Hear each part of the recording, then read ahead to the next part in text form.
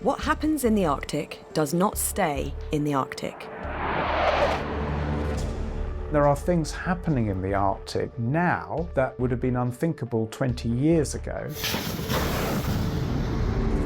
This is the region warming faster than anywhere else on Earth. And as the climate changes, so does its strategic importance. We need Greenland for national security and even international security. Major powers are turning their eyes north, looking for resources, new routes through the ice, and a way to strengthen their position on the global stage. A lot of countries have come out with Arctic strategies. It's part of how the international order is being challenged.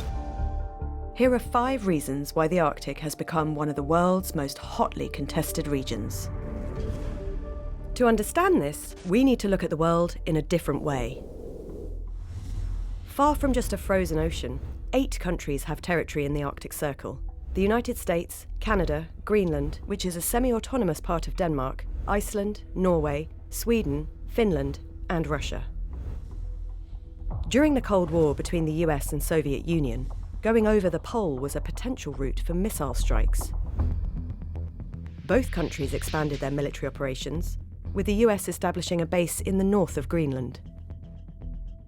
But in 1987, with the Cold War coming to an end, Soviet leader Mikhail Gorbachev proposed the scaling down of military activity in the Arctic. What Gorbachev was trying to articulate was a vision where the Arctic parties would focus on areas where they could find common cause. In the years that followed, the 8 Arctic nations formed the Arctic Council and agreed to work together on research and environmental protection. Arctic and non-Arctic states opened research bases, with countries like China, India, and South Korea investigating how the region impacts weather patterns thousands of kilometres away in Asia. The Arctic has had this reputation of being sort of an exceptional place of peace and cooperation. That narrative continued until Russia's invasion of Ukraine.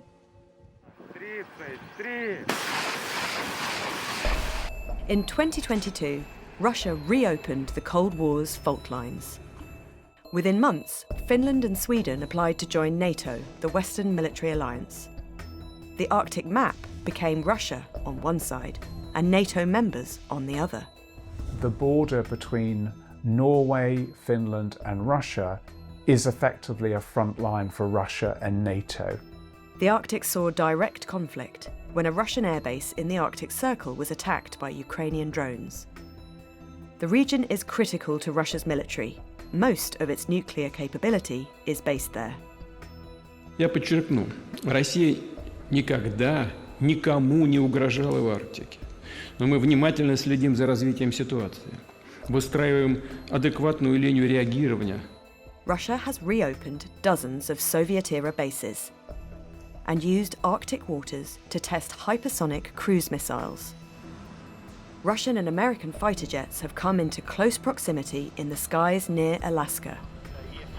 And the West is also expanding its Arctic presence.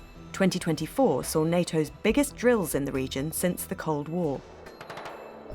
The US Army has reactivated a specialised Arctic force in Alaska, and President Trump has proposed something bolder.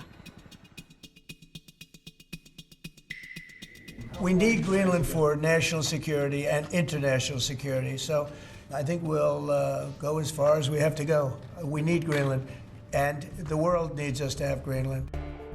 The US still has a military base in Greenland, and the response to Mr. Trump's suggestion was clear. Jamen, Grønland er grønlændernes, og Grønland er en del af det danske kongerige, og det kommer ikke til at ændre sig. Polls suggest most Greenlanders don't want to be part of the US. The majority want to be independent. For Donald Trump, a strong presence in the Arctic is key to countering the partnership between Russia and China, which the two countries describe as a friendship without limits.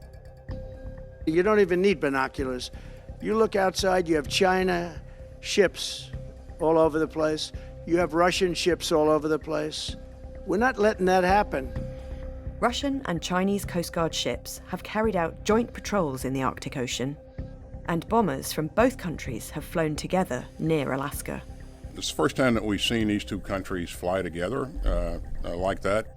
The worry is that some of those drills, exercises, patrols might generate a risky escalation, a miscalculation. China says its actions are about deepening cooperation with Russia and aren't aimed at third parties. However, this relationship has tensions of its own. There's been a danger that Russia's fully aware of, is that the more and more it collaborates with China, the more it's giving China legitimacy to act as a very powerful near-Arctic state. China describes itself as a near-Arctic state, despite being 1,400 kilometres from the Arctic Circle. In 2018, it launched a range of investment projects it called the Polar Silk Road, but it's hit roadblocks in communities wary of being over-reliant on China. They want to be a polar superpower. We want a relationship to China, but we do not want to be dependent on China. There's no question that it was trying to sort of have a significant impact in the Arctic, but it hasn't come to fruition. Most of China's economic success in the Arctic has come from partnering with Russia on projects like this natural gas extraction field. And shipping this gas has been made easier by the Arctic Ocean's melting sea ice. This was how much there was in summer 1979. And this is in 2024, a reduction of 2.6 million square kilometres, which is roughly the size of Argentina. Many see this as an opportunity to exploit the Arctic for shipping during the summer months. Of the 3 potential routes, the only one currently viable is along Russia's northern coast, known as the Northern Sea Route. There's been the hope that more and more traffic could bypass the usage of the Suez Canal and shave thousands of miles of shipping time and distance. 97 cargo voyages were made using the Northern Sea Route in 2024, mostly exports from Russia to China. But compared to Suez, with 13,000 ships passing through every year, it's a long way from being a competitive option. The Arctic Ocean is frozen for most of the year. Even in summer, it's an unpredictable environment. You're going to have a situation where there are very small windows of time where there could be the potential to transit, and that doesn't offer the certainty the shipping industry needs. While questions remain about shipping, there's something else the melting ice may reveal. There's been this narrative of the last frontier of sort of rich access to resources that haven't been accessible in the past. It's estimated that 30% of the world's undiscovered gas and 13% of undiscovered oil is there. Minerals too, particularly in Greenland. If the U.S. were to gain access to Greenland's resources, it could significantly reduce our dependence on foreign suppliers, particularly China, which currently operates a virtual monopoly on the rare earth market. But getting these resources is far from simple.